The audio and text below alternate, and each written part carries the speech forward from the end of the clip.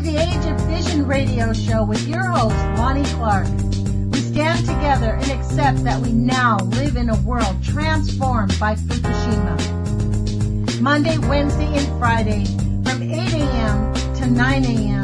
Pacific Standard Time here on UCY.TV radio. We relentlessly engage every ear that listens. We expose and confront the complete lack of accountability for the nuclear industry. Consider social engineering programs who view our bodies, minds, and souls as assets on a balance sheet. We discuss vital current issues, interview activists, and engage our audience in an effort to allow all voices to be heard. The Age of Fission radio show creates a venue that all will choose. We encourage our listeners to reclaim their power and their courage to take action and save our planet from the ravages of greed and indifference. Our actions matter. Every voice matters. We remind our listeners that happiness is resistance.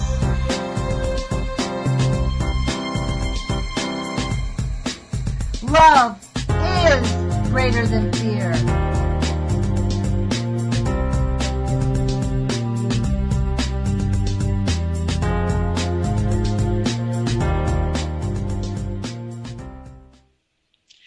Good morning, UCY.TV radio listeners. This is Lonnie Clark with the Age of Fission radio show. That's Fission, F-I-S-S-I-O-N, because we are living now in the Age of Fission post-Fukushima.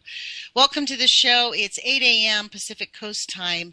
Today is April 22nd. It's Earth Day, and instead of saying Happy Earth Day, I'm going to say Occupy Earth Day.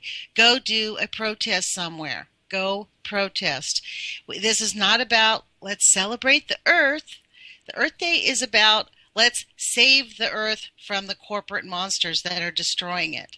So most of you know that Friday is Call-In Friday. I'm super excited about this Call-In Friday because I have a guest host, and it is the famous and Reverend Dana Durnford. And I really appreciate you, Dana, for being here and hanging in with us. Well, thank you so kind, Lonnie. It is awesome to have you share this hour with us. And I'm going to give out, the reason I wanted you on the show is it's Call-In Friday, and I'm hoping that people will call in and ask you questions, intelligent questions. Anybody that starts to be abusive in any way, because Dana is a little bit, he has been maligned in the internet and in the paper and in the media. So if there's any kind of hostile calls, I'm going to just eliminate them right away. I don't mind. Said, I got no problem with it. I'm not going to let the nuclear liars have 1 second. I can handle what they can throw at me. Whatever they want to throw at me, I can knock it. I can knock it out of the ballpark as far as I'm concerned. Okay. Well, I'm not putting out a challenge. I'm just saying that if someone wants to come and be abusive, I'll explain to everybody else why that is so wrong and okay. What, the whole 9 yards. So let me I'm not worried about it. Let me give out the phone number, and then you and I will chat, because usually, let me just tell you this, Dana, on Call-In Fridays, it's usually me talking. And a few phone calls will happen near the end of the show. So let me give out the phone number, and I'll do that repeatedly. But I'm hoping that because we now have Dana Durnford and they hear your voice, people will give us a call, and you can ask your questions directly to Dana Durnford. I know there's thousands of people who follow you on YouTube. They go to your website, thenuclearproctologist.org. For those of you who don't know Dana, let me give you a little preview of who he is a little bit. Do you mind, Dana? No, you go right ahead. He actually had been reporting on YouTube regarding Fukushima and the harm that it's doing. He lives in Vancouver, Canada. Am I correct, Dana? Dana? Oh, dear. Well, look, Dana is this is what's happened. He kind of forewarned me. He's on the phone. He's on a ferry. He's actively doing something. So he's in a ferry that's enclosed, not an open ferry. So he said, hang on. He's going to walk up to the deck. And we haven't been disconnected, so I'm going to let it go for about 5 minutes and see if he pops back up because it doesn't show he's disconnected. Kind of perfect timing. Let me tell you who Dana Durnford is. Go to www.nuclearproctologist.org. Dana went on I guess it looks like a dinghy ride to me. He took a boat. They took a little... he'll tell you what type of boat, but it looks like a little plastic boat. Went up and down the coast 1,500 miles. Here you are, Dana. Yeah, I'm going upstairs. That's what I figured. So what kind of boat was it that you went on up and down the coast? I got a 25-foot Coast Guard Zodiac. It's got a Kevlar bottom. It's the real deal. It's meant to come back every day. It's got an aluminum cabin on it. It's got a diesel stove in it. It looks like a plastic boat to me. I mean, I didn't really a canvas boat, you know. To me, it looks super dangerous. If you were on an 80-foot boat and you were sinking, that's the boat will come and get you. Oh, okay. So if you're in a big storm, it was hellish, and you were on a 100-footer, 200-footer, that's the thing that's coming to get you. So that thing could withstand any really hard weather. That was the history of that boat going out and rescuing people in adverse conditions, yeah. Okay. So it's a safe boat, but it's small, tiny in comparison. But it's meant to go into tidal zones, into the rock piles over and over and over, and take a beating. And that's what you did. He did do that. He went into the rock zones. He got an underwater camera, put it underwater, took pictures of it being underwater, showed that there is really no marine life up. I mean, minimal. Probably what, Dana, 80 to 90% is gone. Right. We found 100 species throughout the coastline of British Columbia over 260 days. And so there should be 5,600 species. Oh, my God. Now, there should be another 6,500 invertebrate species. And so we did 260 days on the ocean, 15,000 miles of the coastline. And that's an extinction event because the species that were left were emaciated and they were sparse. Wow. And there was nothing healthy. There was no ecosystem to survive on. Just hang on one second, I'm almost there. Sure. Well, I will tell you, when you guys go to nuclearproctologist.org, look around his page, look at the photographs, look at the effort that Dana did, just uploading the data that he has gotten, the photographic data and the things that he did. And for those of you that don't know, Dana is not an able-bodied person. He had a work-related accident a while back, many years ago, and he is now not wheelchair bound, but he needs assistance to walk. So it was really a tremendous effort that Dana has been able to actually accomplish this task. So yeah, I lost a wheelchair overboard, and that got me to use my legs. It was either that or go home. And like what people got to understand is there's another 4.2 million species in the Pacific Ocean on the coastline of British Columbia, and they didn't recede the coastline. And so when you go into the tidal zones in British Columbia, there's 26,000 islands, archipelago of islands here. It's one of the most unique places on the planet, certainly for Canada.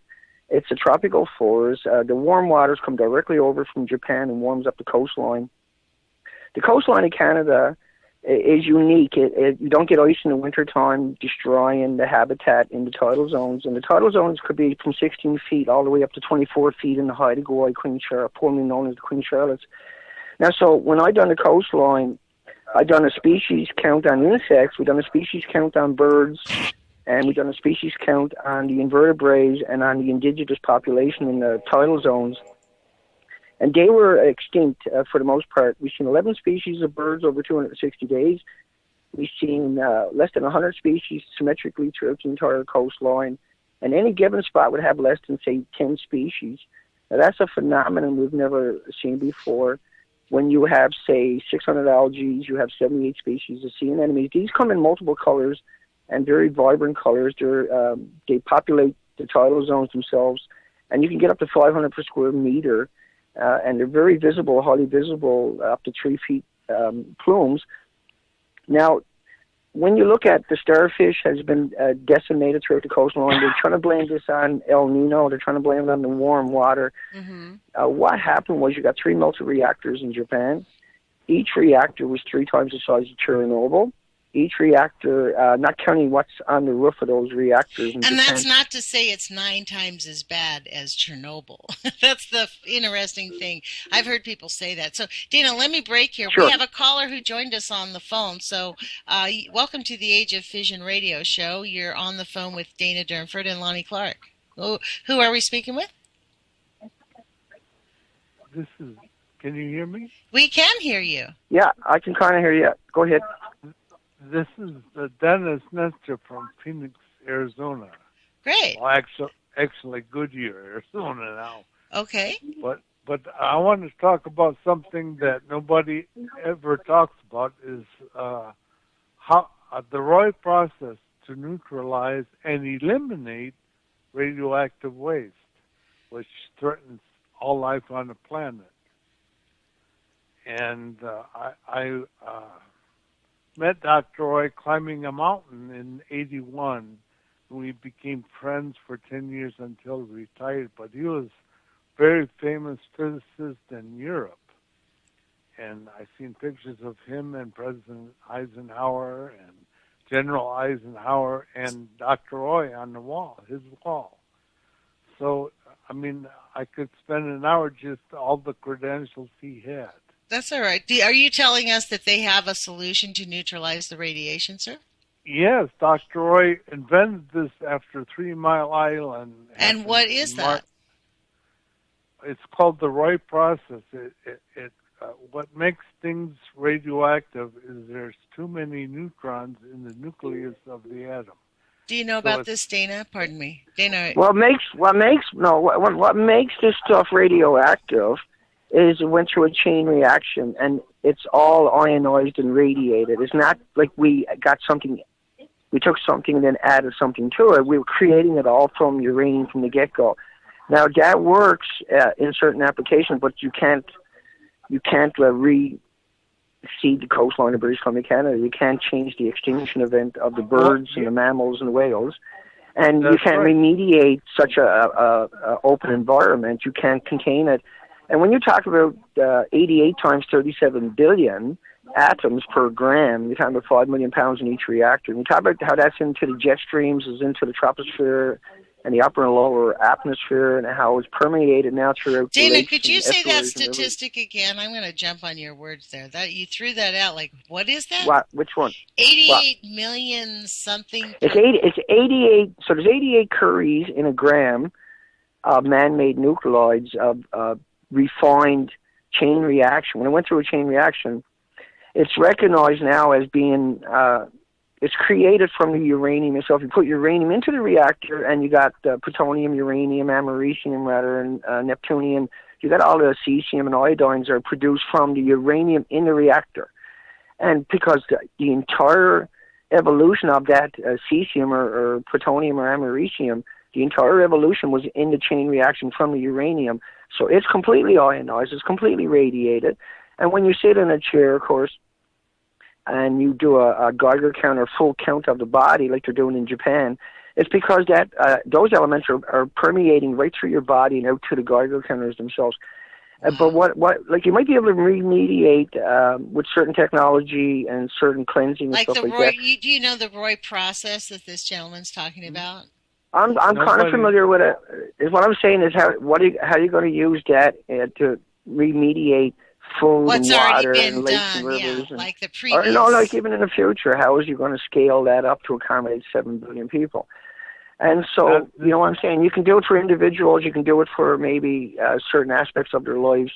And you might be able to neutralize in many different ways. We don't know. There's 4,300 peer-reviewed academic studies published every day, but they're locked up behind the paywalls of Elsevier, Springer, and Wiley. They get the copyrights to it. And so we don't really know what kind of technology. We know that people like Dr. Raymond Gilmedy, who have done 94 studies on plutonium and americium, giving dogs cancer with it, have never tried to cure the cancer. So it's interesting that we see where they did use Parisian extracts to try to decorporate the cesium from the muscles and from the body of the animals, but they don't have any kind of large scale. Now, I know the Keisha Foundation is out there saying they can cure it. There's a number of foundations out there saying that they can remediate the radiation. Like, how are you going to do that on such a large, grand scale and so many aspects? Well, it can't be done. You cannot change what already is loose in the four winds. So, I mean, it's too late for them.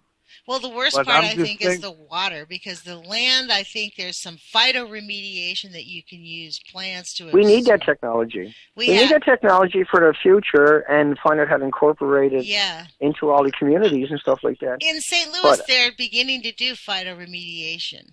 So that's something that is beginning to happen there on a scale they're starting to build it up, but it's all being attempted to be controlled by the government again.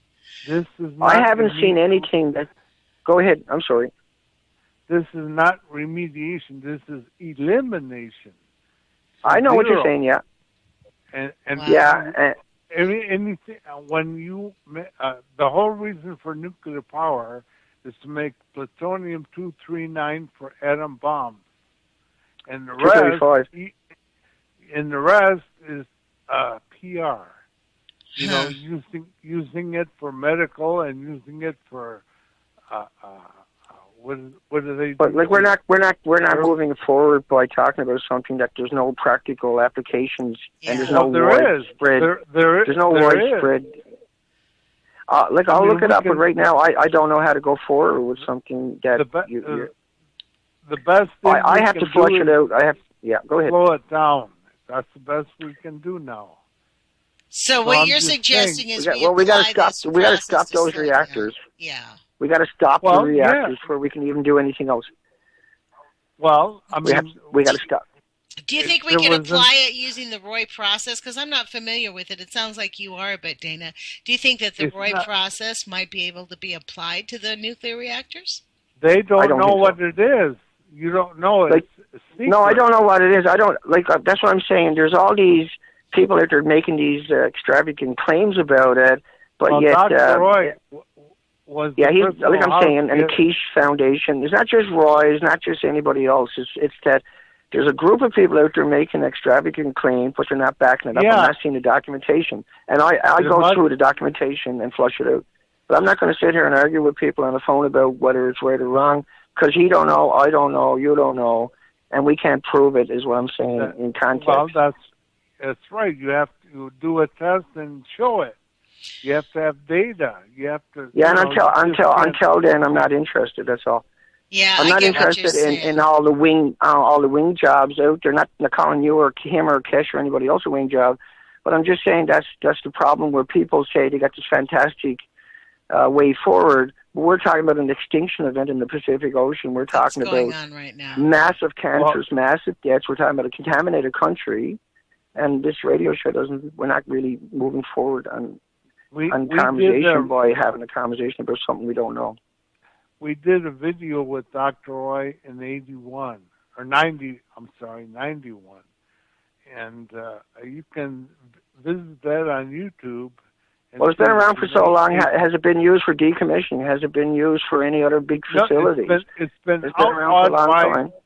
It's been outlawed by President Ronald Reagan, made burial. Yeah, but there's other countries. There's other countries. Like if I put out a new invention today, China will have it on the street tomorrow morning.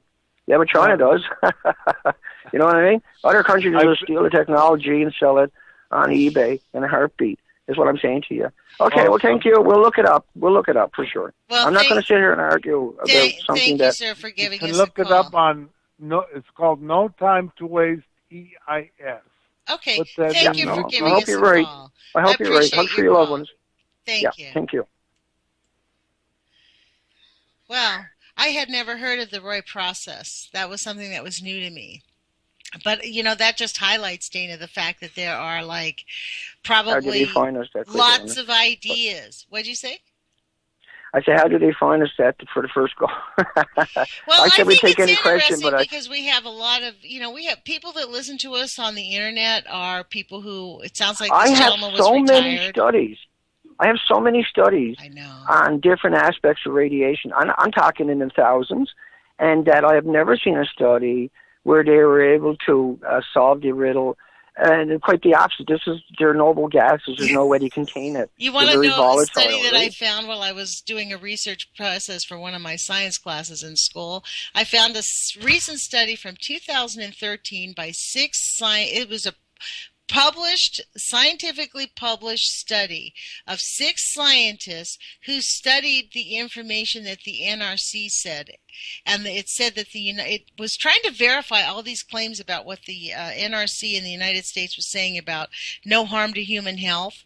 And so they looked at the data that had been provided to them, and they said basically the summation of their study was that the NRC in the United States basically make all these claims, but there is no studies to back them up. Very little. Right. They asked for 100 studies, they got 1.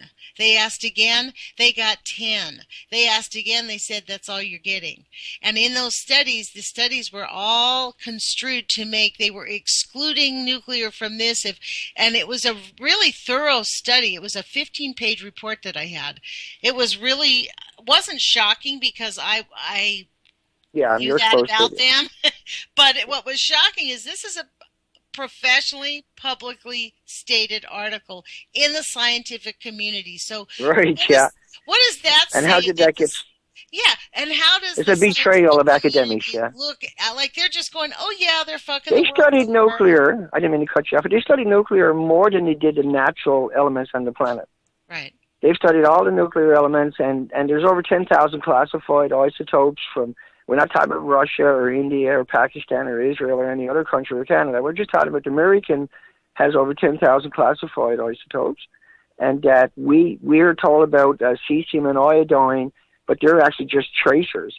And so they mean all the other isotopes have migrated along with it. If you find one, you can almost guess the ratio. Like if you find iodine-131, and we did up to 20 million in a liter of rainwater in British Columbia, Canada after the meltdowns, this is extraordinary. But see, iodine disappears in about 8 days, its first half-life, and then over about 80 days it's all gone, over 10 half-lives.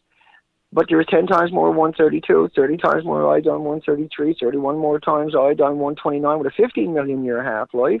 And so we always, like, we're fed this, all I'm trying to make the point of is we're fed these couple of isotopes.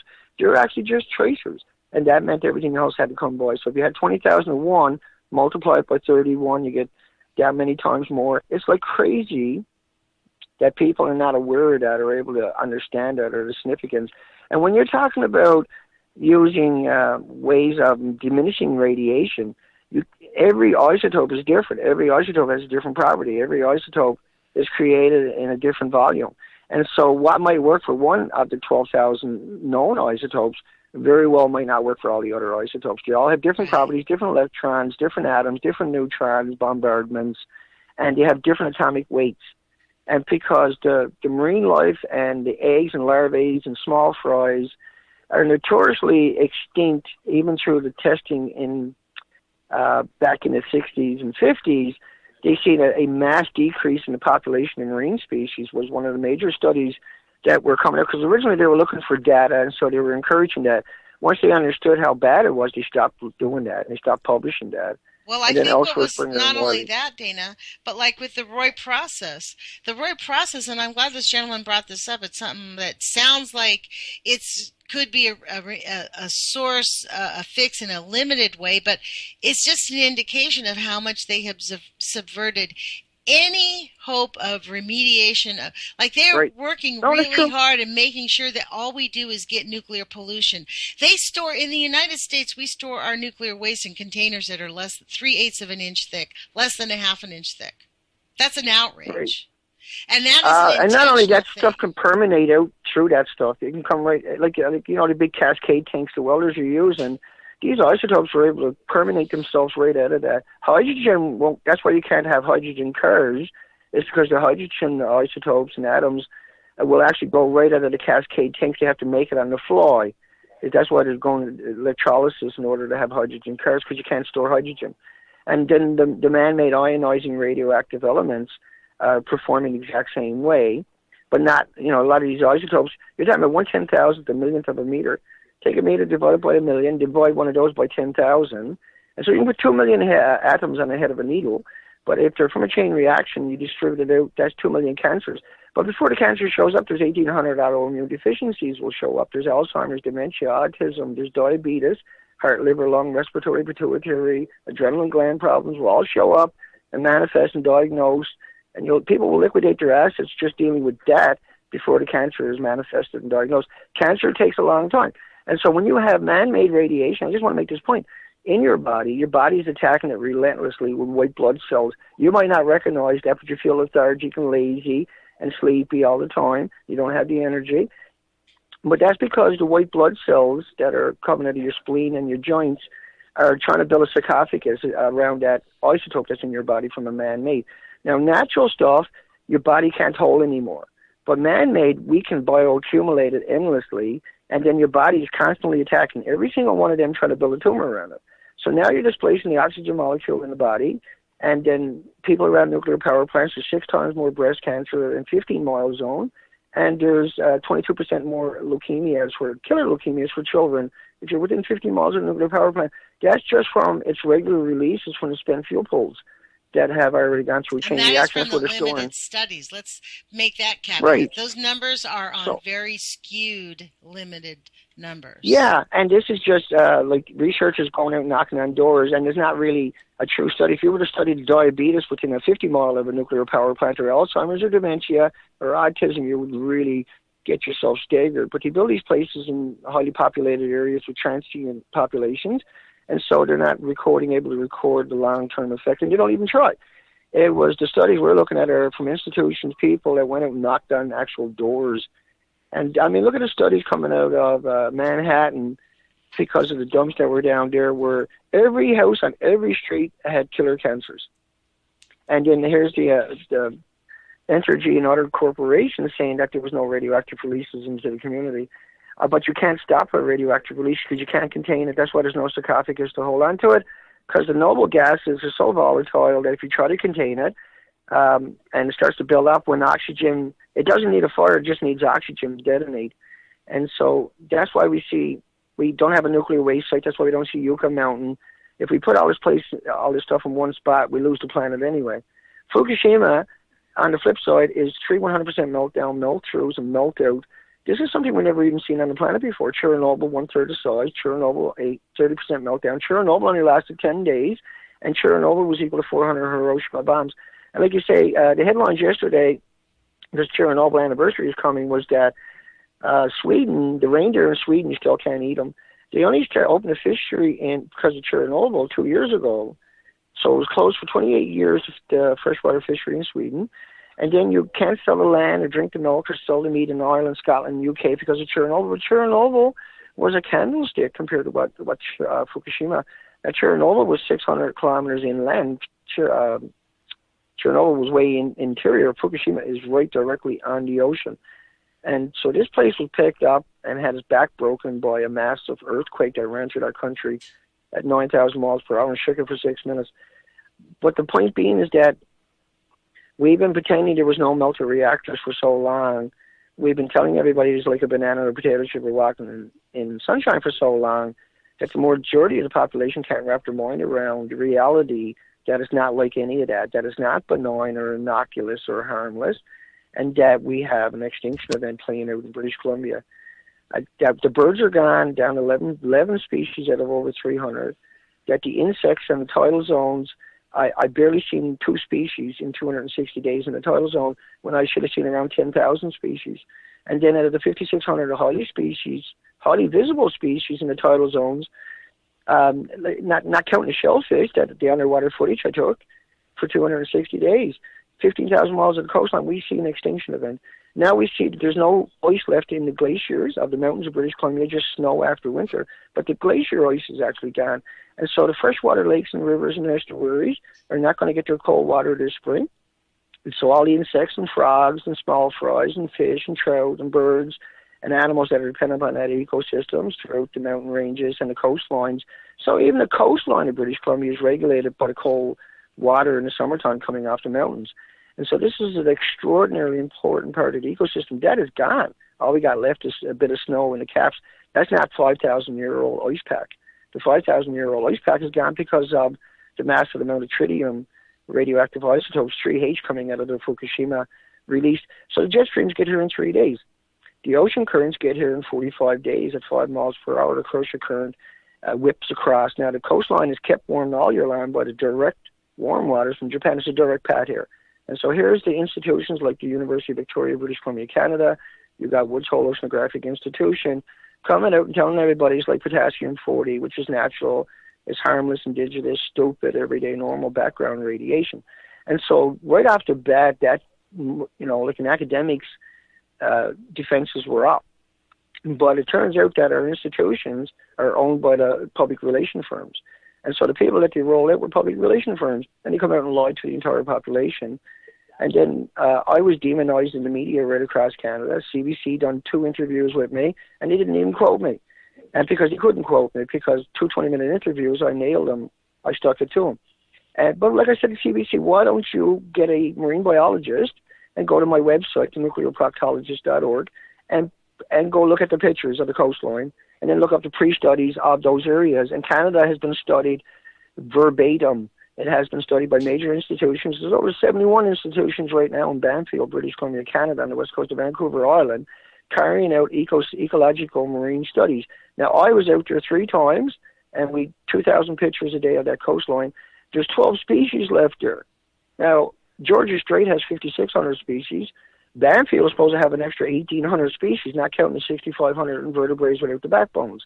They're all gone. That's documented. But yet, here's 71 institutions never mentioned it a single time. This is the thing I want to ask you. Have you had anybody, how you say you have all these species, is there any kind of a written data journal, of a daily journal, where you've had some volunteers maybe that work with you up there that go out there and would be willing to live for 3 months, say on the coast, and go out into a specific area every single day and count this? That's how they create these scientific data. That's how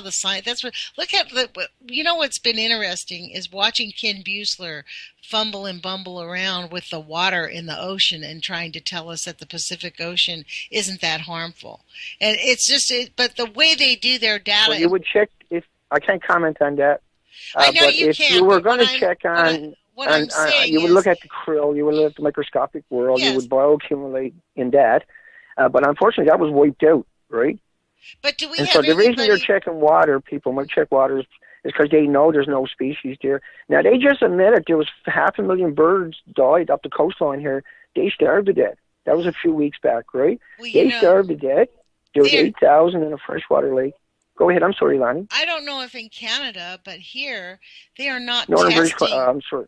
They're not. Yeah, go ahead. They're not testing dead animals for radiation. Like when they find them, like Mimi Gurman was telling me, they found this big 300-pound fish that lives on the bottom of the Columbia River. Several of them, they live for 300 years, and they're about 250 pounds. They're flat fish, big, gigantic flat fish. Sturgeon, yeah, and they found them. And the state of Washington and the state of Oregon refused to test them for radiation. Because, we have this issue with Columbia Generating Station, Hanford, and Fukushima. So they're bound to have radiation. They wanted to know why. They were even refused to let radcast.org, Mimi's organization, get it tested for radiation. They intentionally said, no, we're not going to do it. Right. No, that's their official policy. Like, there a little while back, they had 99 the radiation detecting networks for the EPA, Environmental Protection Agency in America, allegedly broke down. So out of 150, and so what did they do? They turned them all off. The other 51 off. Now, if you had an organization that's paid for by the people, is funded by the people, that gave them the authority and money, the equipment, and everything else to check for radiation, why would you shut it all down? Not only that, if you had 99 these Geiger counters are $500,000 Geiger counters. If you had 99 breaking down, when you call up the company, wouldn't the company panic?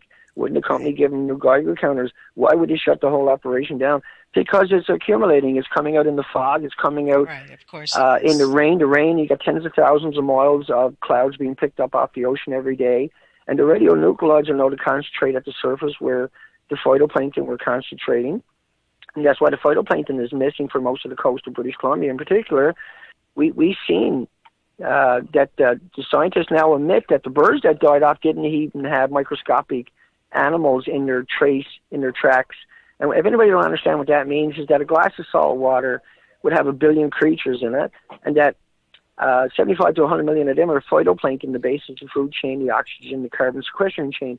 Now, if they don't exist anymore, or if they existed, the birds would have had that in their tracks. So when a bird puts his face in the water, it'll pick up a few thousand of these microscopic creatures. But it not only did it starve to death, like all the whales and mammals and porpoises and everything else along the coastline that was been documented, they never even had microscopic in their stomach.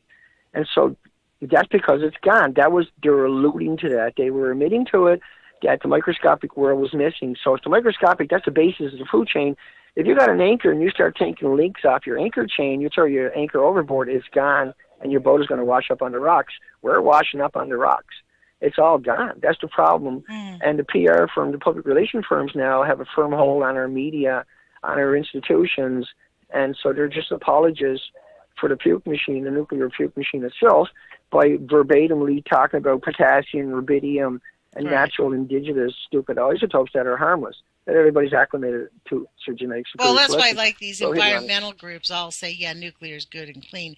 Let me give the number out. This is Earth Day, and this is Occupy Earth Day. You're listening to the Age of Fission radio show. This is Lonnie Clark with my co-host, Dana Durnford, special guest host. Thank you, Dana, for joining us. The phone number is 718. The phone number is 718-717-8296.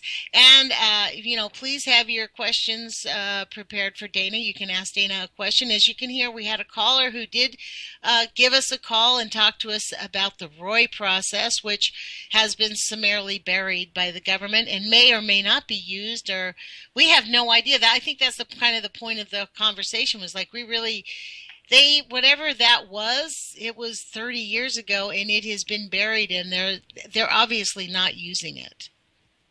Obviously, it's an intentional thing. They're not looking for solutions. They're looking for death, murder, and death. That's what I think. I mean, I'm going to be very frank. I think that the whole nuclear industry, this whole collusion, it's like a mafia. They silence our politicians. They silence the media. They fire anybody in the media that goes against them at all. It's really being run by a gang. Yeah, it's a big taboo. You're not allowed to talk about it in realistic terms. You're only allowed to talk about it in this fantasy public relation that is like a banana or a potato chip or walking in the sunshine, and which is good for you. That's stuff that you like. That is just not that bad. Like the man-made stuff, we have that because that's why we have terrorist laws. That's why we have nuclear waste repositories. Is because this stuff.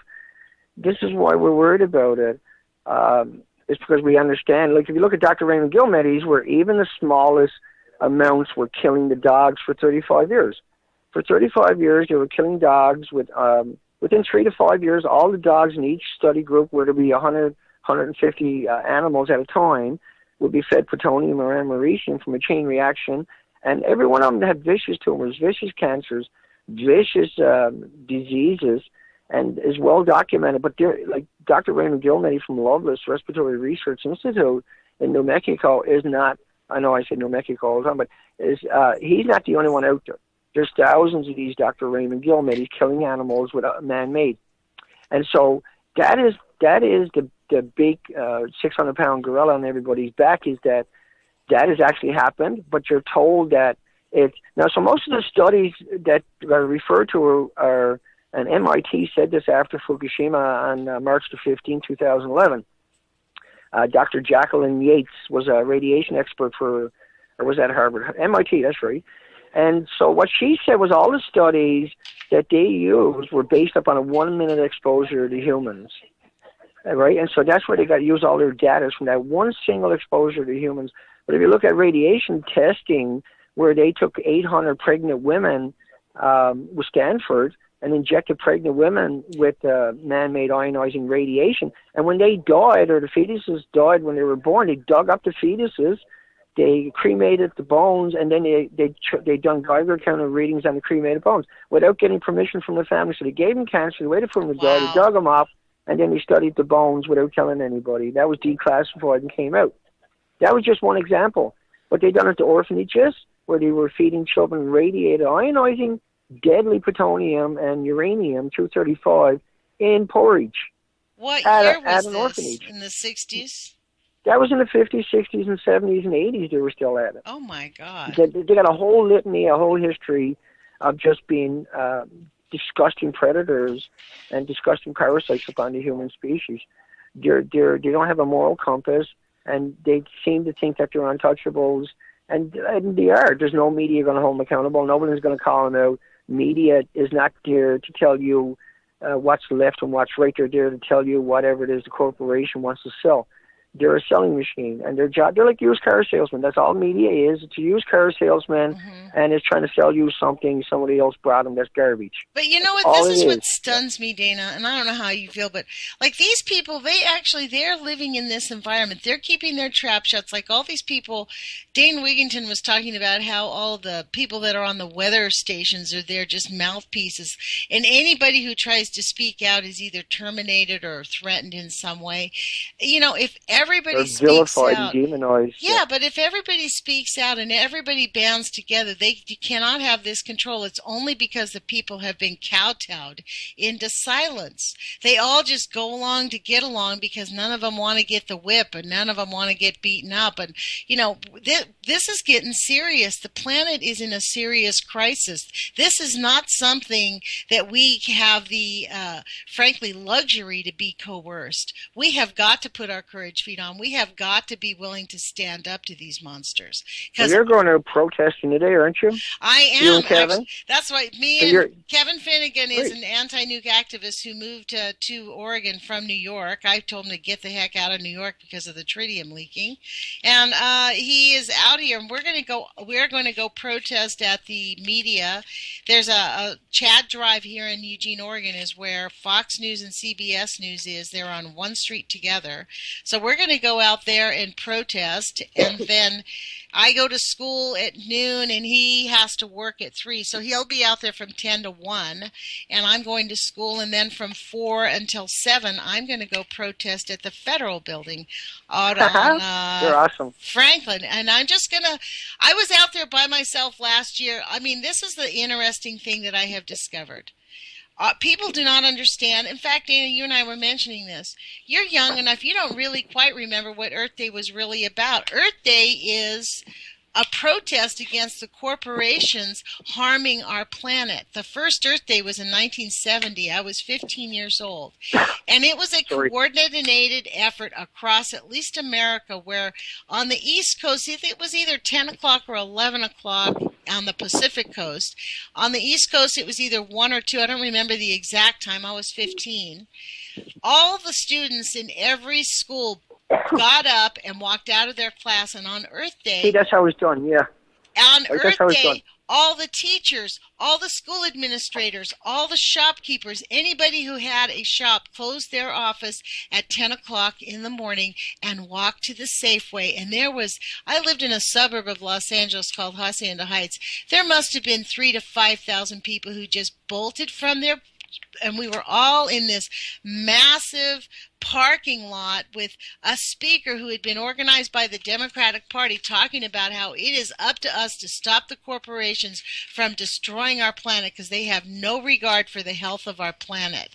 The guy spoke quite eloquently for 20 minutes. I don't even know who he was. I was just a kid. I was like bedazzled. I couldn't believe that my teachers walked out, that the principal of the school walked with us. The police officers got out of their car and walked with us. Everybody stopped what they were doing and said, hell no, we're not taking it anymore. Everybody. We need that now, obviously, but we are in trouble, right? We are in serious trouble. Yes. We're in unimaginable, deep, dark times. And we do not have the luxury to ignore the radiation or the chemtrails. And Dane Wigington is 100% correct. Those are the two major threats to life on our planet. They took B-52 bombers. They put big nozzle. Now, people want to think about chemtrail, and the first thing they should think about is crop dusting. And then the next thing they should think about is fire retardant spray to put out forest fires. And then the next thing they should really put into perspective was they took that technology and then they went down to Vietnam and they sprayed Agent Orange toxin dioxin over that country from multiple jet, say 6 B-52s rigged out to spray And like our a crop soldiers, duster not just for the 9 people. years. For 9 years, 24 hours a day, till they took every leaf off every tree until the Vietnamese went underground because they couldn't live above it anymore.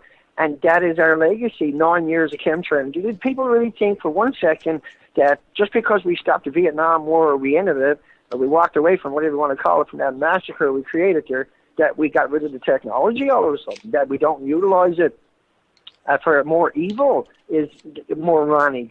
Anybody who thinks for 1 second that this is not happening is literally stupid, and nobody can help them. You know, if you can't see it, you're stupid. See beyond it, yeah. Well, the thing is, people want to pretend like because this is the thing. It's what we're talking about. Oh, media never told them. Yeah, media never told them. Right? Good luck. You don't know nothing in life. We have 15 minutes left. Let me give the phone number out. It's 718-717-8296. We probably have time for one more call. But, Dana, thank you for this great conversation this morning. I really appreciate it. I would suggest that everybody, today, go out and occupy Earth Day. Create your own protest. Just go stand out. Make a little sign. Paint something up and go stand out and videotape it and post it on YouTube and let it be known that you're not going to take it anymore. It doesn't matter how many people showed up. Use your voice. Yeah. Just something, anything. Make a Twitter or bark about it. Do something. Yes, and exactly. So we need to. You wake somebody up. If you only got 3 followers, you probably woke up one of them. If you got 100, you probably woke up one of them. You got 1,000, you probably woke up one of them. Whatever. But you tried. Exactly. You might not woke up none of them, but you tried. And then next time you're a bit more articulating. And next time after that, you have a bit more data. And you know what? The next time you do it, you won't be as scared to do it. Because really, it's a matter of, it's hard to get out and start speaking out when we feel like our jobs might be threatened, our family will be mad at us. When it comes to speaking out to your loved ones, your friends, and your families, the rule of thumb is to be gentle. The rule of thumb is not to push it. The rule of thumb is to introduce them to it, and they can walk away from it, call you kooky, ignore it. They won't remember that tomorrow or the next day, the day after, the week after, the month after. But at some point in the future, they're going to remember because they're going to learn, and they're going to say, shit, so-and-so knew something about that. I better call them up and ask them. And they won't think twice about it. They won't remember they insulted you or that you felt insulted or that you... Because that is human nature. See, we do that. We blow things off that we don't want to understand, we can't understand, or that we joke about it, or we try to ignore it or something like that. But by and by, when we understand it, we remember those little tidbits. Somebody mentioned something, we go talk to them. Right. And so your opportunity, if you learn now, in the near future, your loved ones will come asking, right? And if you mention it once in a while, in increments over a couple of weeks, it's a lot better than trying to force the issue with somebody. Because now they had time to think about it and digest it and had time to look at it themselves. And then when you explain it to them, they understand what they looked at was probably a lie or the way they were told was a lie. They get it a little easier. They're able to accept it and incorporate it. Yeah. Well, it's like Dane Wigington says, look, don't trust anything we say. Go look it up yourself. Like, none of this is made-up information. It's all documented. This is the weird thing. It's the George Bush rule. George Bush always told us exactly what he was doing. He didn't. Mission accomplished did not mean we accomplished the mission in Iraq. Mission when he said you're either with us or you're against us, he was right. And look at it now. Anybody that wasn't with him, they're censored on the Internet. They're vilified. They got the left-right paradigm attacking each other, and nobody can have a conversation. What do they call us, the people on the mainstream media? Oh, all those conspiracy theorists who still think that Fukushima is a threat. Like, I heard somebody on MSNBC say something PR about firms, those conspiracy theories who still think that Fukushima is a threat. You know, they're not really kooky, but for some reason they're really freaked out about what's going on in Fukushima, even though it's just not that bad. And it's meant to indoctrinate the people that are comfortable with that narrative and reinforce that there's nothing wrong to the people that bought into it. And those people are reprehensible. They're war criminals. They're committing crimes against humanity, and that they should lose their degrees from their institutions, wherever they got them, for making assertions like that, or making assertions like bananas or potato chips. You should be held to account. People should contact. If the media tells you it's like a banana or a potato chip or walking in the sunshine, you should find out who the author is, should contact the institution where they got their journalism degrees, and you should complain about it. If they're a scientist, you should contact that university and put in a complaint that these people are abusing their degree and embarrassing the institution that gave it to them. I mean, that's ultimately one of the ways to go after them. But we got an extinction event. And this is gonna blow up in everybody's face over the next At the end of this year, there ain't going to be no whales left here in British Columbia, Canada. Everything that showed up on the coastline died. Everything died. It starved. Everything was emaciated. And every other species was the exact same way. And the documentation coming out about these extinction events is very vast and very encompassing of all the species, and that we document the whole coastline. Like me going out and taking pictures of the entire coastline in Canada, you can't ask for a better study than that. That shows the symmetrical look at the entire coastline of Canada. And, you know, if it's not here, it's not there, it's not there, it's not there, it's not here, it's not here, throughout the entire coastline, that means it's gone. It's all people have to that. do, Dana, is go type in Google mass animal deaths 2016. You want to know what was reported today? A ton of shrimp, 1 ton of shrimp and other fish have died in a pond in Phuket, Thailand. Massive die-off of fish, an environmental disaster in the waters of Magdalena, Colombia. Well, yeah. 200,000 fish have died in farms in Taipei, Malaysia, in a farm. Yesterday, 50 dolphins found stranded, 10 dead on the beach in Campapul, Panama. They're all dying in South America. See, the odds of having two on the beach is very, the numbers are really, really way out there. The odds of having 3 die on one beach is extraordinary. The odds of having 50 on the beach there is no odds. Right. That's just hundreds of fish die in a lake. The whole lake is dead in Alberta, Canada. Right. I mean, this is going on around the world, and this is every day. Like, so if you go to, this is April 22nd, if I scroll down, you cannot imagine, there are hundreds and hundreds and hundreds. I would say there's at least 150 entries from the beginning of this year. I mean, 400 tons of fish died on January 27th. Scrolling up, 700,000 birds killed. And this is interesting. They always call it the avian flu in Kurdistan on February 3rd. Scrolling up, I mean, 167,000 birds killed to avian flu in Katsina, Soko. This is what they're calling avian flu. It's not avian flu, folks. It is nuclear pollution in the air that's killing these birds, and in the ocean that's killing the animals. What is killing hundreds of thousands of fish found in Mexico, in Spain, in Nigeria, in Thailand? 100 turtles dead. This is why I get wound up here, to be frank. So, are you there, Dana, with us? Oh, you know what, folks, I have a feeling that Dana's on the other side of the ferry, so he's going back down to his car.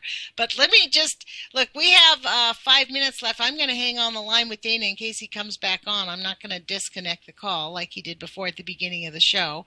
But I really do encourage people to, go to Dana Durnford's website, www.nuclearproctologist.org. He has done a lot to document the truth about the nuclear pollution and how it is killing the coastline of North America.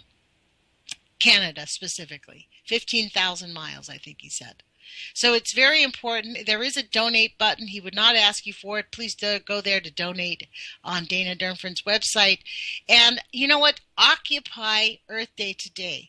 Right now it is 10, 11 o'clock somewhere all across the East Coast, West Coast.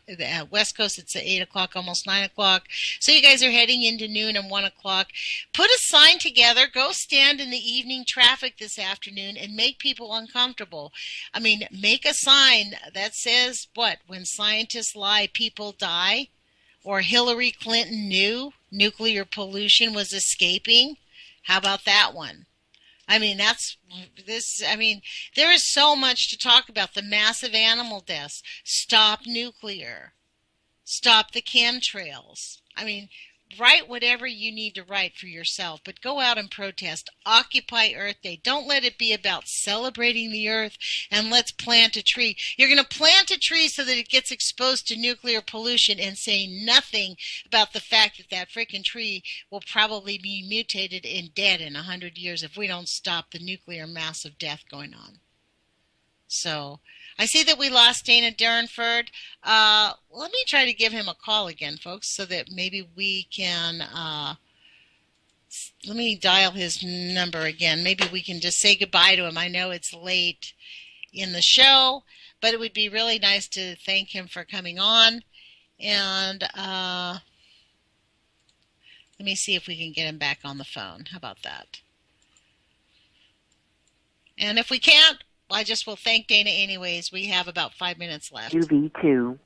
The number you have reached.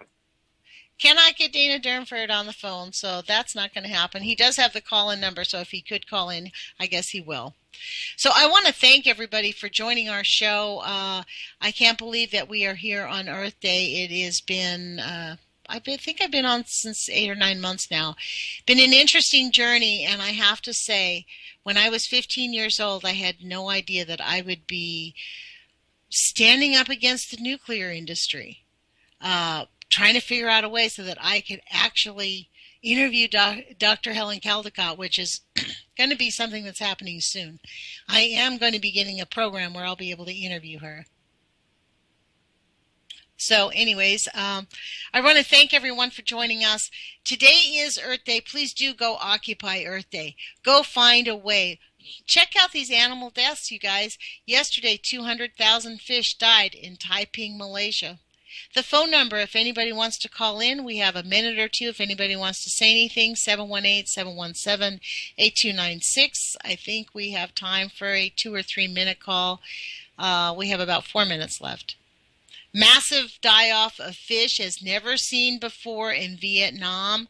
Hundreds of fish die in a leak. Never seen this before in Princeton, New Jersey, folks. Princeton, New Jersey. I mean, this is affecting every single part of the world. 4,000 tons of sardines washed up in Araucanía, Chile. 48 dead turtles have washed up in the Gulf Coast this year. Scientists are puzzled in Colombia. Really? They're puzzled? The planet is dying and the scientists are puzzled. You know what they're puzzled about? How the heck are they going to stop being coerced and colluded? How do they maintain paying for their mortgages and speak the truth to the monsters who are refusing to talk about the harm that they're causing our planet? That's the problem. That's what's puzzling these scientists. They're not puzzled about why these animals are dying. They're puzzled about how they're going to be able to tell the truth because they are being subverted by their superiors. If they want a paycheck, they say nothing. April 14th, 1,000 cattle died dead due to high nitrate grasslands. High nitrates. That's something that we have here in our country, high nitrates, folks. Thousands of dead swordfish found in Lopes Mendes in sands in Brazil. Massive die-off in a fish reservoir in Omsk, Russia. Thousands of fish dead in a river due to drought in Thailand. 1,000 pigs dead due to gas mining pollution in Chinchilla, Australia. How much more do we need to know before we understand that it is serious? And we can no longer have the luxury of ignoring this. Kevin Finnegan and I are going to be out on Chad Drive at 10 o'clock until 1 o'clock this afternoon here in Eugene, Oregon, protesting in front of Fox News and CBS News. I don't know how many people will reach. From 4 to 7, I'm going to be out in front of the Federal Building here in Eugene, Oregon. I encourage everyone to figure out a way to go build a protest sign, get your bodies in the street. It's not enough just to call them. We have got to really make a physical presence so that they understand we're serious. This is Occupy Earth Day, folks. And the shit is hitting the fan. And we are just looking at it like we're just letting them hit us over the back of the head. Well, not me. I'm going down swinging. So put your courage feet on. Do it afraid. Take some action. Thank you for joining us. Thank you, Dana Durnford, for joining us. Please go to www.nuclearproctologist.org. Join us on Monday. I look forward to it. And thank you, guys. Go protest. Occupy Earth Day.